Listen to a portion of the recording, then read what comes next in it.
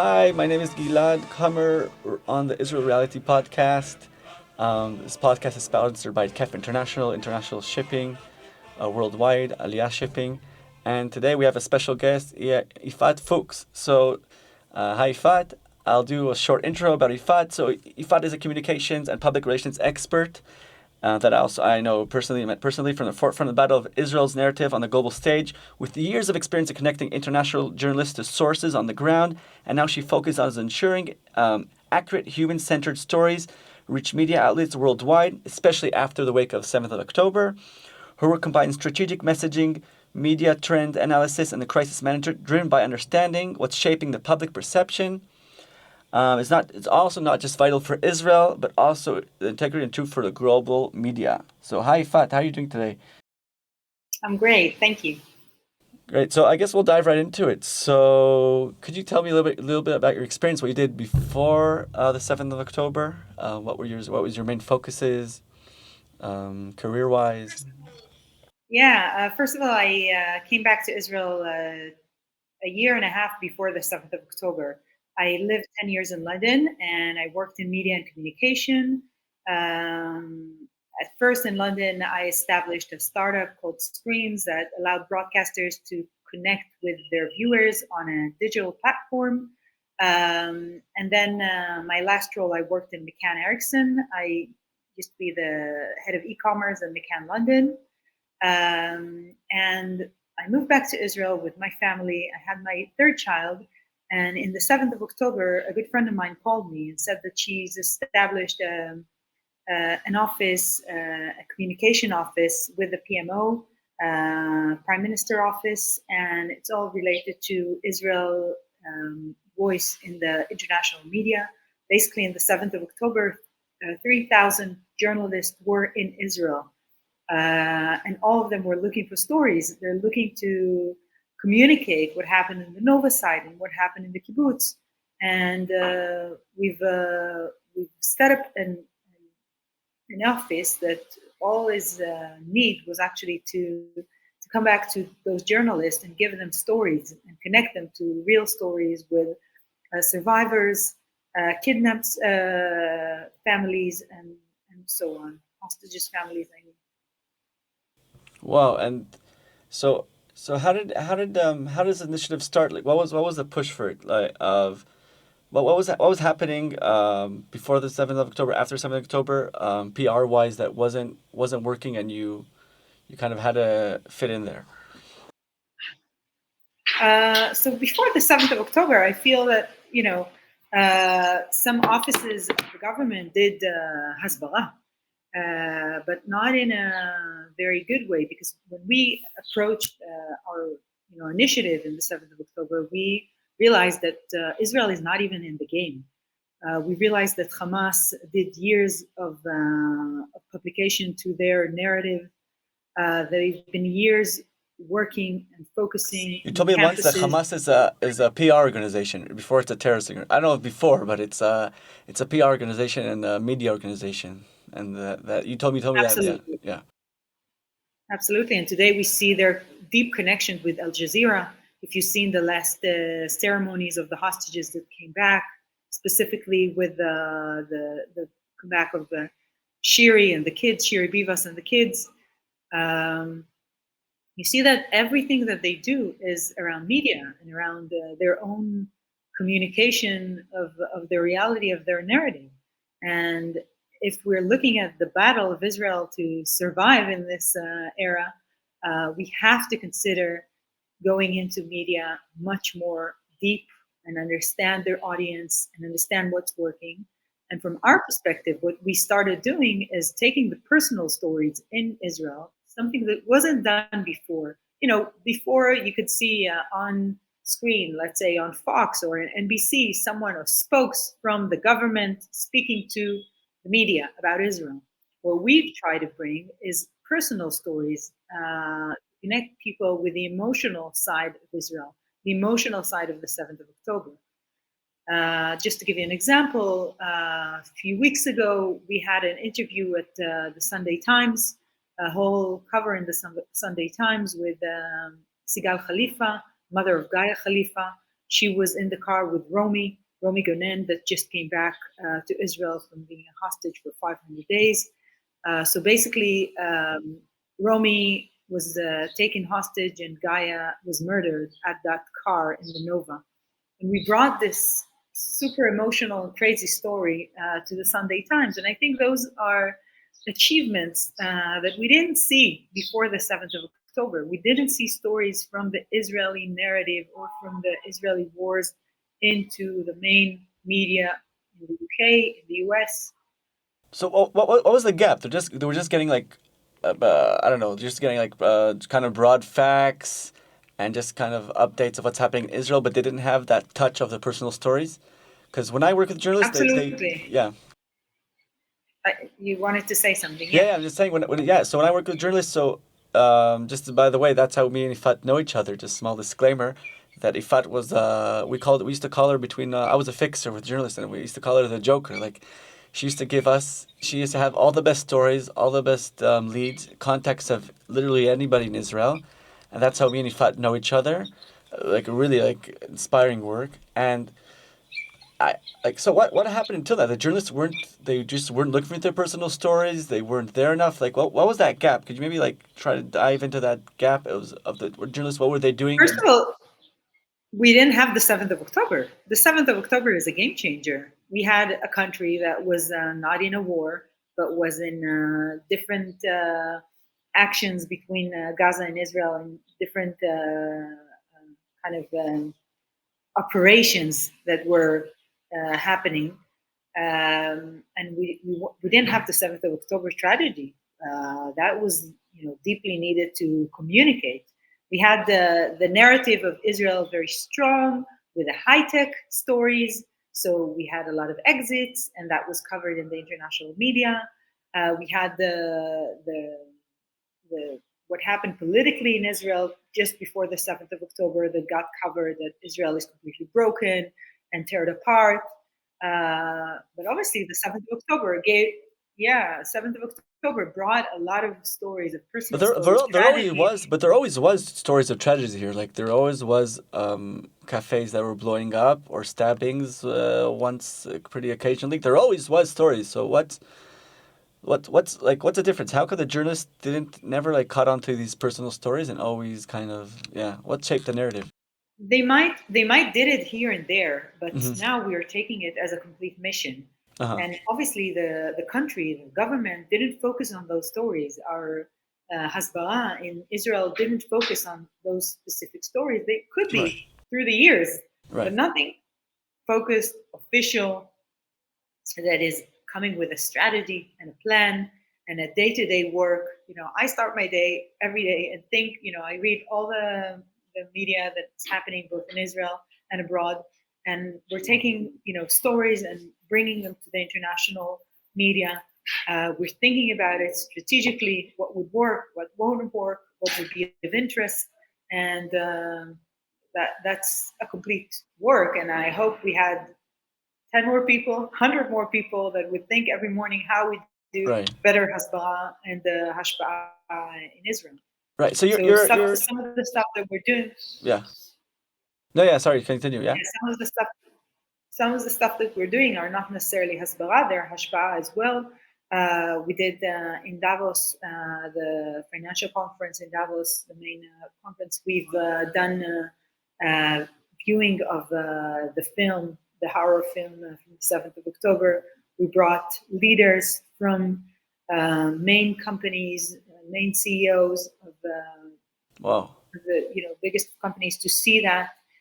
Some of them took that film to New York to show it to other people. So we did more hashpa'ah things rather than just hasbara. Ashbea, Hasbara, just for American viewers, or Hasbara, I guess the best one of the better translations maybe PR, just kind of explaining Israel's story, and Hashpa is influence, just for our American viewers. Yeah, Yeah, just yeah. if it gets lost in the sometimes, even though I assume that a lot of our viewers are probably mainly Jewish, and they probably already know the words They would know Hasbara it. and Hashpa. Yeah, yeah. So it's a good test for them. So your organization, it's called Amplify, right? And Correct. so, if I understand correctly, so you go over the news, look for these personal stories these stories that like are moving with emotion, or have the real emotion, and then you kind of have um, a boutique matching story per journalist. So you already know the journalist because you've been involved and you pretty much you know the main players. And then let's say if you have a journalist who you said, okay, this can be on his agenda, this can be good for his narrative, this can be good for his paper's organization. You'll actually match him with the right story, and you don't use like an algorithm or an app, or you really match personally each story, right? Correct. I started this. We started as just an office in Israel. We Mm-hmm. had volunteers that were here in the 7th of October, and obviously after the 7th of October, many of them have left and came back to their own jobs. And we've had the office in Israel, and then we started to connect with the office in the UK Uh-huh. and in Canada and in US and Brazil and Whose office is Australia. this? Whose office is this? Whose offices are they? It's Amplify. We're connected Uh, to all of those offices worldwide. wow. So once I have a good story, I'm sending it to our offices worldwide. We have, as I said, the office in the UK and in Canada and the US. They have multiple contacts. The US office of Amplify right now has multiple contacts with Fox, NBC, BBC, Wow. CNN, and we push the button. We have a story, and it spreads. If it's a good story, many of them would take it. If it's not a strong story, we might think it's good, but they don't. So Hmm. And what's really the strategy? When you have a good story, maybe we'll even go one step back. How do you define a good story? How do you know, hey, this is a good story? We should push it forward. And when you have a good story, what is your strategy? Like, how do you know to match it to the right journalist, to the right paper, to the right organization? So, kind of, what's your overall first, strategy? Yeah. so first of all, we're connected to the families of the hostages and family of victims. So we keep in touch with them. We make sure to know, if they have any news and if you have any stories. And obviously, the Israeli media helps us a lot. Most of the stories, you don't need to look so further. We have so much Just so stories generated it's here yeah. in the Israeli media. I guess that's a The bad Israeli thing, but media it's a generates, yeah. yeah. Yeah. So the Israeli media definitely helps us to get to many of those stories, and then we bring those stories forward. We don't want to show the weakness in Israel. We don't want to show the bad stories that we don't have hope. A lot of the stories we bring hope. Uh, we not only say, you know, as I gave an example of Sigal Khalifa, my mother of Gaia, Right. she had hope to come back to Romi and discover what happened to Gaia and kind of close that circle. So each story, we're trying to look for some kind of a positive angle at the end to show that we have hope and we're a strong country and we're Right. not going to give up due to. And like So willpower that people here, just like the economy is like there's like all these crazy numbers that like you think like in a war of like a year and a half, like that economy was like going to fall, and like even there was like a few quarters that were like we were up. So yeah, people here are, for some, I don't know, for some reason, like really really motivated and have a lot of hope and are really I think strong. Yeah. as Jews, we've been, through so many tragedies, and this country, this nation, always find a way to to tkuma. Yeah. The Israeli To society and the rebuild. Yeah. Jews to rebuild tkuma. Yeah. Amazing. And I wanted to ask you. So, okay, so I kind of understand how you work, and that you're looking for stories of hope, of optimistic output, um, stories that like show us in a strong way, that give us that kind of narrative. But how do you win this war? Because at the end of the day, how many Jews exist today? Around, I think we're less than 20 million, right? Or we're around like 15 million, 16 million. I don't even know the final numbers. And you're going up against what is it? More than Billion. a billion Muslims, and it's, what is it? One country against 32 countries, and yeah, how do you win this game? How do you even, I don't know if win is the right definition, but how do you approach a game that you're such a David and a Goliath situation, and yeah. Yeah. I think first of all, the winning should be first of all describe the delegitimist of Israel. A lot of people think that Israel should not exist. And I think our first war should be on that basis, that Israel do exist and does exist for many years and should continue to exist. So that's definitely one of the strategies in, fighting that narrative. Okay. Another narrative that we're fighting is the anti-Semitism. We're bringing the awareness of anti-Semitism in Europe and in the States. How do you fight so many people that hate you? I don't have the right answer for that. I think Yeah. you wake up every morning and you understand that you have a reason to fight for this country and fight for this nation, and you just do your job. But some of the days are, I wouldn't lie, some of the days are very disturbing and devastating. Yesterday with the funerals of Shiri and the kids, that was definitely a very, very hard day Yeah, it's for a all of hard. us. Yeah, And but you just keep on fighting. yeah. Yesterday was emotionally. If you go on Israeli social net, probably everywhere, but Israeli social media and just net news in general, you see everybody was at the funeral, on the way to the funeral with Israeli flags, orange balloons. Yeah, it was really devastating. The whole story there, and hearing parts of And I think, yeah, or the coming funeral. back to the strategy, in order to be part of that wave of media, Hmm. you need to act very fast. And I think that's a difference that happened in the youth, the way things used to be done and things that we are doing today. We understand what the media talks every day. We take that narrative and we bring personal stories that would fit that narrative in the media at the same day, rather than Mm. thinking of something that will be in a week time, in 2 weeks time. It never works with media. Never Media works. Yeah, it has works stronger super impact if fast. it's relevant. Yeah. Yeah, exactly. It works super fast. You have to work super dynamic. And some of my days I go to sleep really late because I've been talking to the Americans up until midnight, and then in the morning we talk to the Australian on news that they happen there, and we have to react very quickly because the news happens quickly, and if you don't react, you won't be in the dialogue. You just be missed.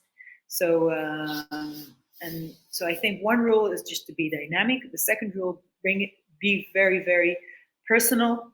Don't think that if you're representing the state of Israel, you're presenting a state. It doesn't work. You need to work on presenting personal stories, personal stories that people will connect to.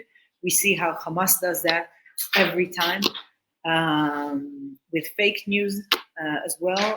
So obviously we never do anything that is fake, but we take genuine stories and bring that personal view that people can connect to what happened to our nation. Another question for you is it maybe habits of PR. Like, what habits can even the simple Israeli take, or media media companies or people who do social media? What habits can we take, and really how can we improve our PR, even just from a personal stance, from the person sitting at home?